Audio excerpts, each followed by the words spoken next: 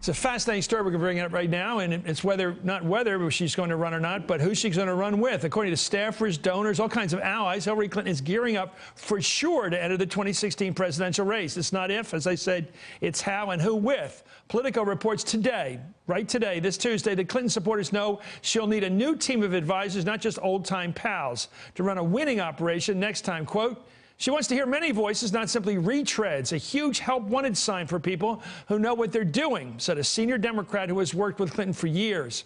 Don't forget now, Hillary won big primary states in 2008 against Obama: Ohio, Florida, Texas, Connecticut, Pennsylvania. It was unbelievable. California, just to name a few. So she can bring in the right team to go even further in 2016. Anyway, Glenn Thrush co-wrote this story for Politico, and Joan Walsh is Salon's editor-at-large and an MSNBC political analyst. First of all, I got to go to Joan first on this, because I want to go back to this other fellow, to Glenn.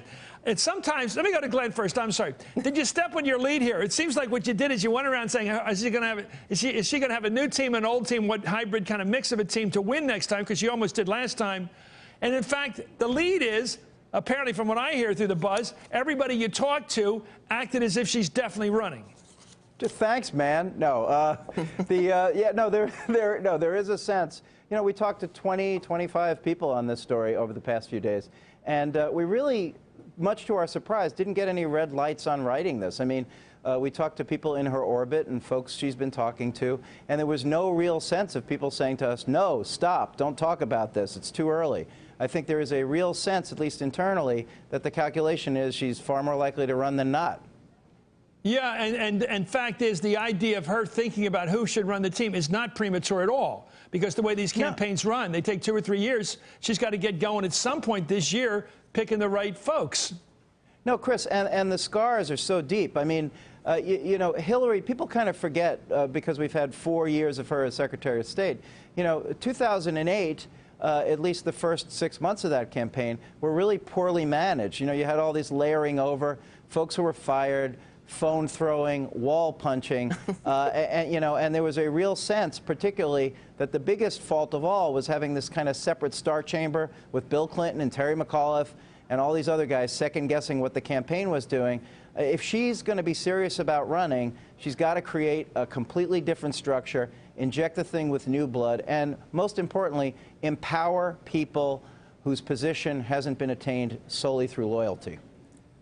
Wow. Joan, I know you like her, and I'm thinking, I do too, and I'm thinking she might be saying to us, if she's watching right now, well, why should I need a new team? Because I could probably beat anybody but Obama last time. I only lost because he was sort of a wunderkind last time, the first ever African-American. He was on the war. He had positioned himself well in the war in Iraq, and everybody else had not. Right. That ain't going to happen again, no matter if I got Mark Penn running the race. Well, I really hope she's not saying that, Chris. I really hope. I think that Glenn and Maggie did an amazing job of reporting. My takeaway was the same as yours. The really interesting thing is no one's saying, don't write this story. What are you, crazy? People want to talk about it. But I also saw a kind of embarrassment of riches there and potential trouble, which is there are a lot of people, you know, not everyone, but top people in the Democratic Party are going to want to work for her. Her loyalists are going to want to come back and work for her. There are going to be some Obama people who hopefully are going to want to work for her. Her first leadership challenge is going to be to put that together into a team, and that is not easy. As Glenn says, you know, I would fault her quite a bit on leadership structure. Even when she brought in, say, Maggie Williams to take over the campaign, there were not clear lines of authority, and there were lots of confusion, and there was fighting, and it was very hard for anybody to really be in charge. And so that was a knock against her. She can't do that again. So I think she's really got to look at what has been reported, listen to everybody, and then she's got to figure out what combination of her loyalists, it's, you know, Cheryl Mills is going to be right there, and then who else, how does she expand, and also how does she think about her coalition? How is the Clinton coalition going to take off from the Obama coalition and include a real diversity of faces and voices and points of view? It's a fascinating, exciting challenge, but it's a challenge. You know, the question, Glenn, I always think about politics is tonal, the music behind it. not just the words, the music, and Joan's shaking her head because you know it's about that. Is this a time coming up 3 years now where you're looking for an old-style tub-thumping Democrat who's for jobs, like I talk about, or, you know, who really sort of tries to get people off their feet at labor rallies, the old-style politics? Or is it a time for a sort of a reflective, I'm the senior statesman like Eisenhower was in '52. I've been overseas around the world. I can speak almost like a briefing with the American people. I can bring them up to date on the world we face out there because I've seen it without the tub-thumping. I mean, regardless of gender, you have to get to the question of tone. And Obama has been very good at the tone. It's his best thing, in fact. What do you think about this, the message and the music? Well, I think it's a great question. I also think, you know, where the economy is going to be in 2.5, 3 years is crucial, right? We've had some really good numbers lately. Things seem to be turning around. The question that I would have is, you know, after 8 years, this country tends to want to press the reset button, to coin another Hillary Clinton phrase here. So she runs against Obama. Yeah, I mean, who is she actually? That's the point. Who does she sort of run against? I mean, the thing about Barack Obama that people really don't necessarily take into account is he's one of the great counterpunchers of our time.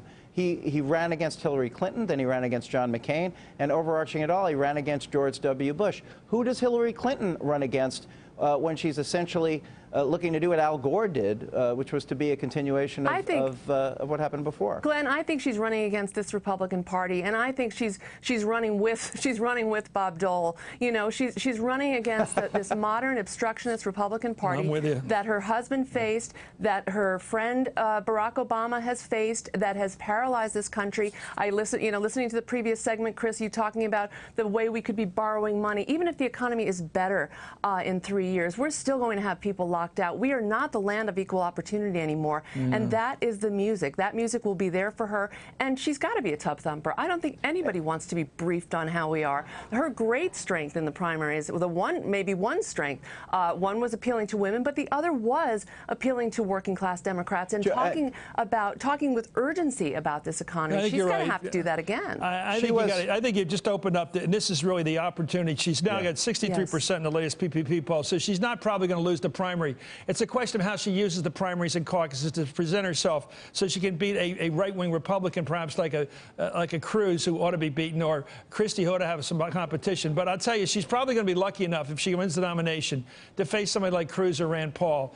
And I'll tell you, that's not going to be a complicated vote for most people. The suburbs will go, Joan made a really great point. I mean, the last part of the primaries, you know, Ohio, Indiana, places like that, Pennsylvania, she was wonderful. I mean, she totally let it fly, and she really, really appealed to white working class voters. I think that is, if they can just kind of, if they can kind of run a campaign that's a continuation of that, she'll be very well positioned. Well, I would run a campaign. I would have her. I'm not a Clintonite. I can't put myself in the ring for running her campaign, but I do recommend Eddie Rendell. He will win in New Jersey for her. He'll win in New York. He'll win all over the Northeast and probably all over the Midwest. He understands what we used to call lunch bucket Democrats, regular people. He's won with them. He's a big city guy, but he knows how to connect, and I think she does too with the right team around her. Anyway, thank you, Glenn Thrush. And you got to carry Scranton to start with. Anyway, Joan Walsh, thank you. Scranton to Oshkosh. That's the road to victory. Up next.